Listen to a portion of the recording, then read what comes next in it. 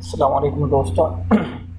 पिछले ट्यूटोरियल जो है वो हमारा लेंथी होता जा रहा था। इसकी वजह से जो है मैंने आपको एक चीज़ नहीं समझाई थी कि हम लोगों का फॉर्म जो है वो कुछ इस तरीके से दिख रहा था, बट उसके अंदर स्पेसेस नहीं आ रहे थे, मतलब एक दूसरे से चिपकी हुई थी चीज़ें। तो ये मैंने प्रीवियस ट्यूटोरियल के अंदर भी कहा था कि सेल स्पेसिंग और सेल पैडिंग होती है।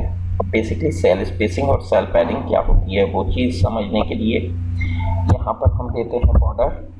ठीक है, बॉर्डर हमने कहा 1px सपोज, वापस गए, देन अगेन रिफ्रेश किया हमने, तो ये बॉर्डर आ रहा है हर एक जीडी के। ठीक है, अब हम देखते हैं कि आया सेल स्पेसिंग में और सेल पैडिंग में क्या फ़र्क है। अगर मैं इस टेबल को बोलूँ कि आप ले लो सेल स्पेसिंग, ठीक है, और मैंने कहा सेल स्पेसिंग ले लो आप 10,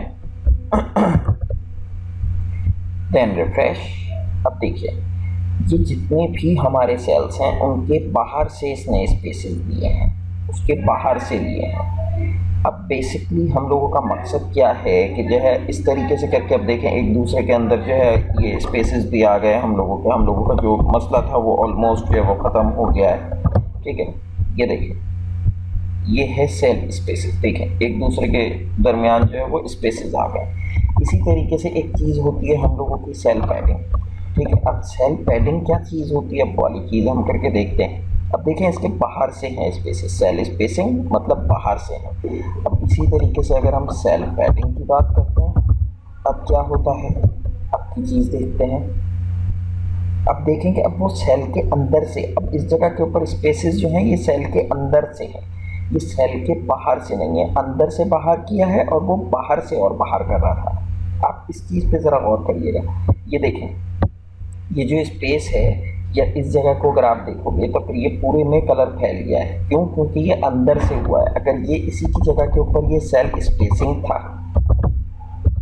तब आप देखें तब ये कलर यहीं के यहीं रहता था, पर 10px जो भी हमने इसको दिया है वो बाहर से इस सेल के, ये टीडी है ब्लू वाली पूरी जैसे कि इसके बाहर से 10px गया है। ठीक है, बट सेल पैडिंग के अंदर सेल के अंदर से पैडिंग लेगा।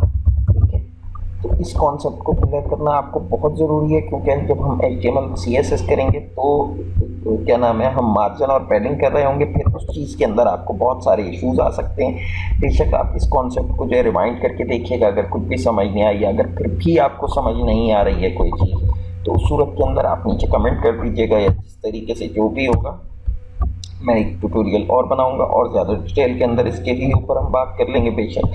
लेकिन जो भी चीज़ है अपनी बेसिक्स जो है वो स्ट्रॉन्ग करते हुए आप लोग आगे जाइएगा। इस तरीके से नहीं करिएगा कि जो है ये चीज़ इंपॉर्टेंट नहीं है, इस चीज़ को छोड़ दो।